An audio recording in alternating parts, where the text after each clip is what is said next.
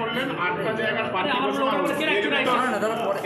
এর ভেতর কয়েকটা জায়গা আস্তে আস্তে এর ভেতর কয়েকটা জায়গা মানে শ্রীরামপুর আছে যেখানে বামফ্রন্ট প্রার্থী দিয়েছে, অথচ আপনারা এখনো বলছেন যে জোটের রাস্তা আমরা খোলা রেখেছি। তাহলে লড়াইটা কি হবে আর জোটের বার্তাই বা কী যাবে?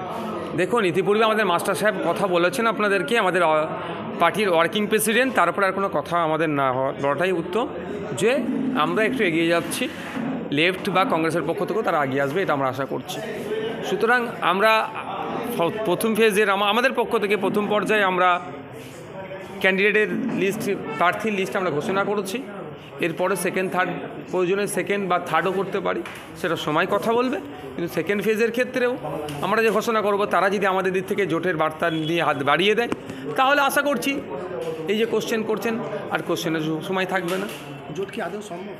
আমাদের পক্ষ থেকে 100% আমরা পজিটিভ আছি, কারণ বামেরা সবসময় তাদের সেন্টিমেন্ট বলে যাদবপুর, আর আমাদেরও সেন্টিমেন্ট হচ্ছে যাদবপুর। কারণ ওখানে যে 7টা সেগমেন্ট আছে, 7টা বিধানসভা আছে, তার মধ্যে একটাতে আমরা শুধু জিতে আছি। আর বাকি যদি কেউ বলে যে শুধু ভাঙড়, ওটা নয়, সোনারপুর উত্তর দক্ষিণ থেকে শুরু করে বারাইপুর পূর্ব পশ্চিম এবং টালিগঞ্জ আমাদের ভালো কাজ চলছে, যেখানে আমাদের প্রচুর ভোট আছে, আমরা আর ভালো লড়াই দিতে পারবো ওখানে। ভোটের আগেই আমরা জোট সঙ্গীদের মধ্যে এই দল কষাকষি চলছে, পরবর্তীকালে যখন আসন সমঝোতা বা কিছু দলের কর্মীদের কাছে কি বার্তা দেবেন? দেখুন, আমাদের কর্মীদের জানে আইএসএফ যেটা করবেন তাদের ভালোর জন্য করে, সুতরাং আমাদের ক্ষেত্রে সেটা কোনো সমস্যা হবে না। বাকি যে রাজনৈতিক দলগুলো আছে তাদেরকে কোশ্চেন করুন, কীভাবে তারা পজিটিভ করাবেন কি নেগেটিভ করাবেন, তারা বলতে পারবে। বিধানসভা ভোটে তো একটা অভিযোগ উঠেছিল, কংগ্রেস ভোট দেয়নি বা আইএসএফ ভোট দেয়নি। না, আইএসএফ আমি বুথ ধরে দেখাতে পারি, যদি আমার সাথে একটা চ্যালেঞ্জে আসে, বুথ ধরে দেখাতে পারবো আইএসএফ ভোট কোথায় কোথায় কাদেরকে কতটা করে দিয়েছে। এবার প্রশ্ন থেকে যাচ্ছে আইএসএফকে কারা কতটা ভোট দিয়েছে, সে তার ডকুমেন্টসও আমাদের কাছে আছে, কিন্তু সেগুলোকে ভাবার সময় এখন আমাদের নাই।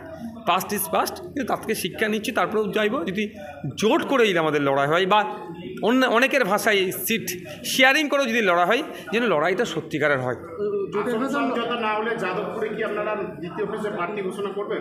দ্বিতীয় ফেজে যখন ঘোষণা করবো তখন একটু অপেক্ষা করব। জোটে কি প্রেস্টিজ ফাইট চলছে এখন? না, আইএসএফ সর্বোচ্চ জায়গায় নেবে, স্যাক্রিফাইস করছে, এর থেকে আর নেওয়ার জায়গা আমি নিশ্চিতভাবে, আপনারা মনে মনে ভাবছেন অনেকে কীভাবে আছে কি সে জায়গা আর নাই। দেখুন, আজকেই তো বললাম এই বিষয়টাতে যে আজকেও আমি ওই জায়গায় দাঁড়িয়ে আছি, যে আমি তাড়াহুড়ো করছিলাম আমার নামটা ঘোষণার ব্যাপারে। আমাকে বলা হয়েছে যে 7th ফেজে তো ওঠা ইলেকশন হবে, একটু ধৈর্য ধরো, কারণ পার্টিতে ধৈর্য ধরুন একটু, পার্টিতে তো এই বিষয়ে একাধিক মতামত দেখা গিয়েছিল, সেটাকে শর্ট আউট হচ্ছে। বার্তা দিয়েছেন, আবার শ্রীরামপুরে বামফ্রন্টের প্রার্থী দিয়েছে, আপনারাও দিলেন, লড়াইটা কীভাবে হবে, কার বিরুদ্ধে হবে?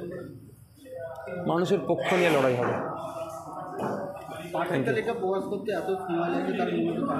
দেখুন, ওই সর্বোচ্চ ভেবেছিলাম যদি বিজেপি এবং তৃণমূলের বিরুদ্ধে লড়াই করার জন্য বিজেপি ও তৃণমূল শক্তিগুলোকে ঐক্যবদ্ধ করা যায়, সেজন্য বেশ কয়েকটা দিন আমরা অপেক্ষা করেছিলাম, কিন্তু অপেক্ষাটা তো একটা নির্দিষ্ট সীমা আছে, সেটা যখন অতিক্রম করলো সেই জন্য আমরা প্রার্থী ঘোষণা করতে বাধ্য হলাম। শ্রীরামপুরে প্রার্থী কি জোটের বিপক্ষে কোনো ইঙ্গিত যাবে বা